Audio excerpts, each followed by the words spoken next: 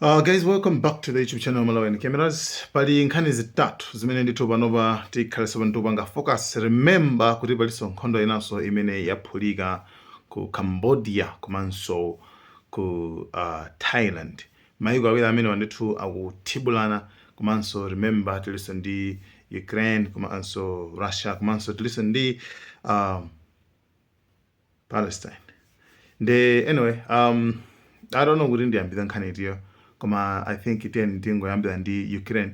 Akuluakulu ku Ukraine kuja ndithu malines kapena kuti ziri zambiri ndithu Russia yagumula and pakadali pano yafika poti yangotsala pang'ono and pano pa Washington kama kuti ku America komweko akunena kuti ayipatsa masiku akuti Ukraine masiku awo their days are numbered. It's like awatulukawo what chithandizo sawo apatsa chithandizo sawo apatsa mabomba na mwina azindikira kuti nkhondo sangawine.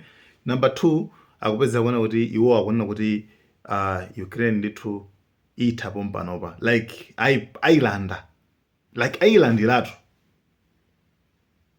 Like, are you serious guys? Anthu amene akuthandiza iweyo, anthu amene akuthandiza ndi mabomba chani amene aziyankhula zoti their days are numbered. Pena pali zabwino? No. That's why Zelensky amapusha kwambiri kuti guys tiyendikambeni nkhani yokuza ndi ceasefire. Ngakhale kuti Russia ikunena kuti koma ifeyo tifati kwanilitse ma-goals aifeyo malingaliro athu amene tinapangira chifukwa iwowa remember kuti this attack amapanga kwambiri ataki chifukwa chakuti amafuna angoyilanda Ukraine ija kuti ikhale manja mwawo. Remember, mind you, mbuyomu ndithu Ukraine ndi Russia ndithu linali dziko limodzi. Komabe anyway muli mosema mmene zinakhaliramo koma situation yapanopa yaku Ukraine ndi Russia ndimene ndithu Russia ndimene ndithu idakapita abe ndithu ikupita ndithu daily ndithu mabomba kuphulitsa dziko la Ukraine. Anyway imene ndithu ipite. Ya number 2 tipite pano ku nkhondo kuza ndi Cambodia komanso Thailand. Anyway Cambodia after kuti inapangidwa attack dzulo nayonso lero ndithu yabwezeranso ndi 20 long range rocket anawonso atumizanso chibombaso nawonso kutumiza ku dziko lija la Thailand moti anthu okwana tingwena akuti 58 families apanga evacuated achoka side malo kumene amakhalako ndithu apita kukakhala side ina pamene nkhondo yafika pa chiweniweni. Pamene mbali nayi ya Cambodia anthu okwana 4,000 nawonso ndithu apangidwa evacuated achokaso especially anthu amene amakhala chakumalire kwa maboda.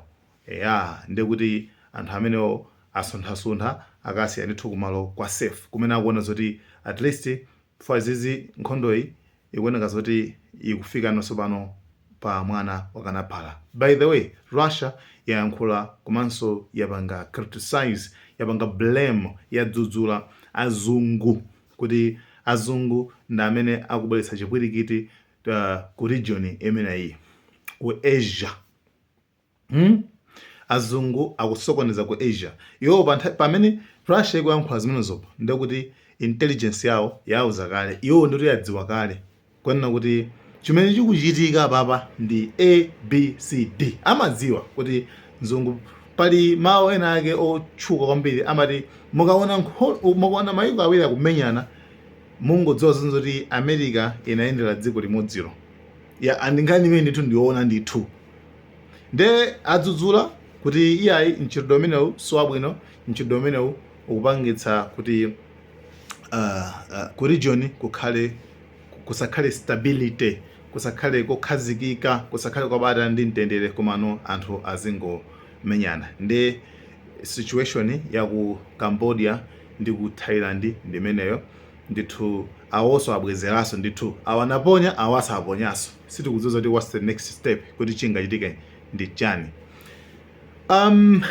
Tichoke kumeneko ndiyeno kenako tilowe ku actually issue yaku Gaza ndi Palestine. Actually issue imene guys tinene pano kuti anayipanga kukhala sensitive kwambiri makamaka pa pa YouTube komanso Facebook komanso TikTok kulikonse, at least maybe TikTok komano anayipanga kukhala sensitive kwambiri, even pa Twitter panopa ndi chinthu cha sensitive komano ine I don't understand why makamaka issue imeneyi ili very sensitive. Samafuna kuti even anthu uonese zithunzi, even ungoyankhula mankhani imene even ukamatchula mayina awa amene ndikutchula inawa kuti Palestine Gaza ndikuti iwaja system imakhala ili very sensitive kwambiri kupanga check kuti ameneyo afuna anene kuti chani.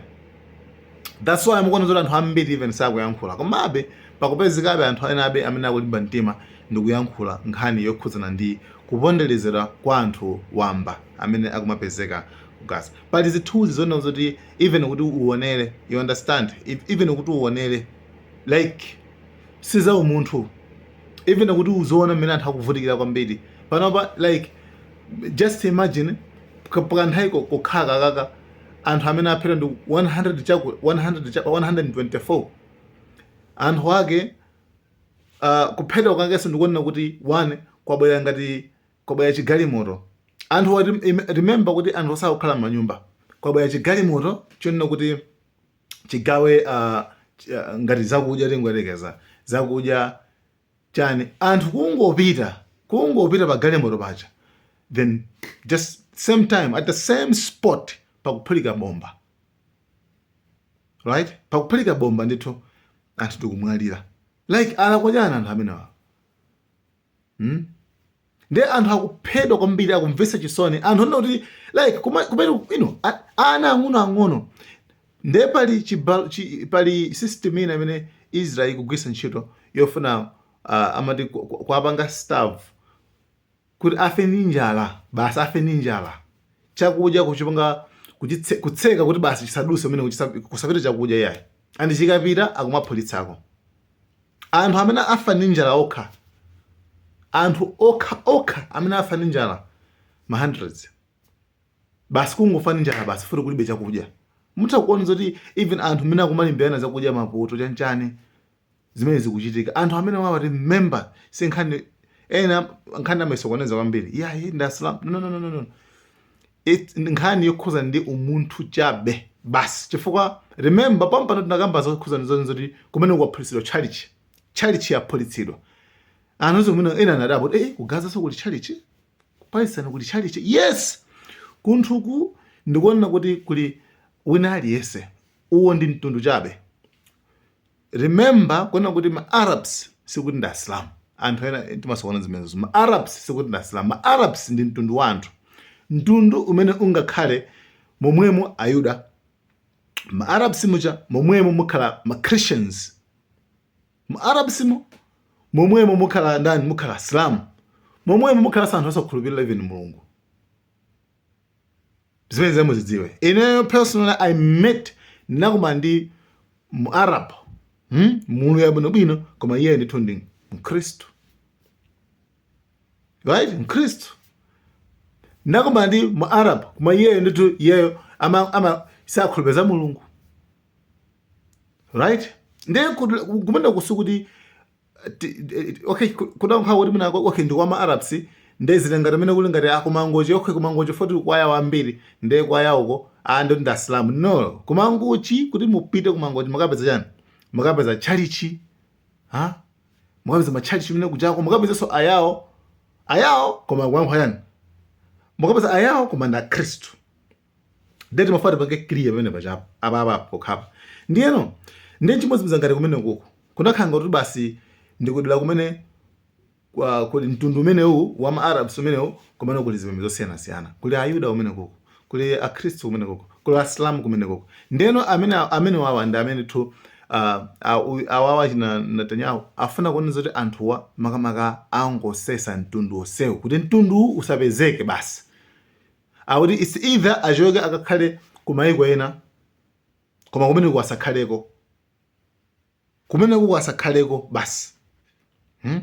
Anyway, kuyambira 1948 zimene zakhala zikuchitika zimenezo. Ndiyeno I don't know kuti ndi anthu anji amene ali osankhidwa ndi Mulungu amene angamalolere kuti wina wake amwalire chifukwa cha malo basi. basi chifanya malo chifoti afuna ngotenga malowo. Iweyo ngakhale kulimbira malowo iweyo just imagine iweyo kulimbira malowo kuti utenga ukhalapo iweyo kwantha yanji ukhalapo kwantha yatali bwanji ungakhalapo zaka 200 malo chabwera mutenga is fine mukhalapo 200 years no mutenga malowo mumwalira kwanu sikumene koko yayi kwanu ndipa pasi penipeni pathaka kumanda nde kwanu.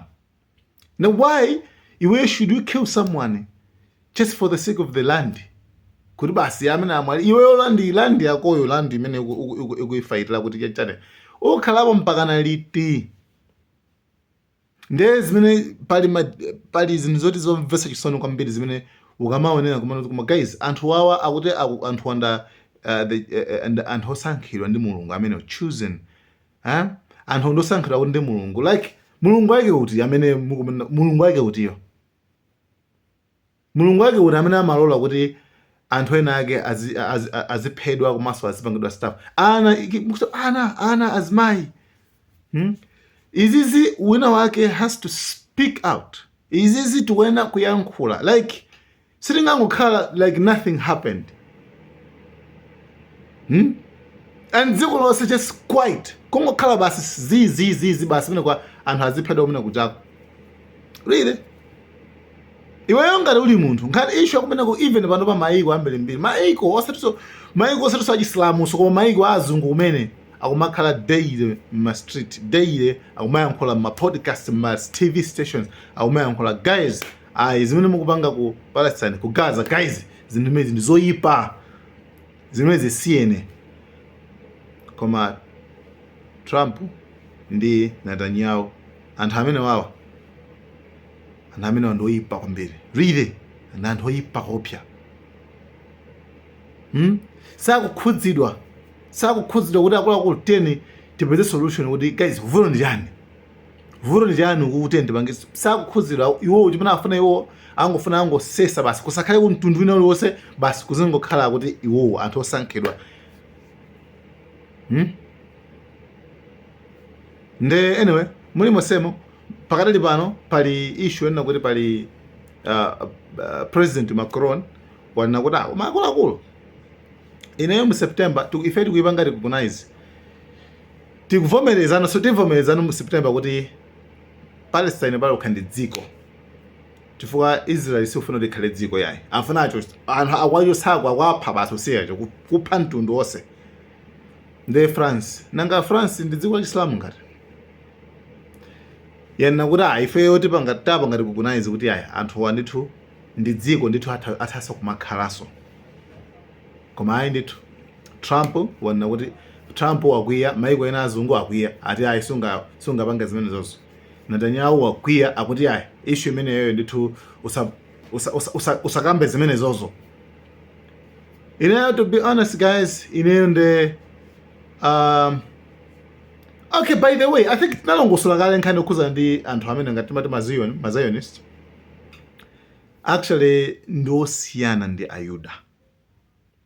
Pali Ayuda ndi pali kagulu kamene kaka Zionist. Then anthu amene wawa ndi amene ndithu ali woyipitsitsa. Sitiona kuti Ayuda ndi woyipa. No. Jews are good people. Komanso kupeza Jews amene ali mbali ya Palestine. Jews are beautiful people. And buku lawo la Torah. Torah. It's komano kagula kaka kamene ukatchula kaka kamene kali koyipa kamene kaka. Kamene tinakalongosolanso kaleso kupachabete kamango ni phisa mtima kwambiri pa zimene kamapanga kwambiri. Read it. And someone out there amene samamvesesa kuti izi ndi chani amaona ngati kuti anthu amene wawo ali connected kwambiri ndi Bible like no samene wawa anthu ake samene wawa nde issue imeneyi nakamba kaleso kuti sitifuna tizilowesa ngati kuzipembe siyazipembedzo issue imene ndikhuza ndi humanity umunthu uzitigwira anthufe kuti munthu nzathu taona mmene akuvutikira munthu nzathu taona mmene akuphedwera that's all kana khuza ndi umunthu basi guys thank you so much Malawi.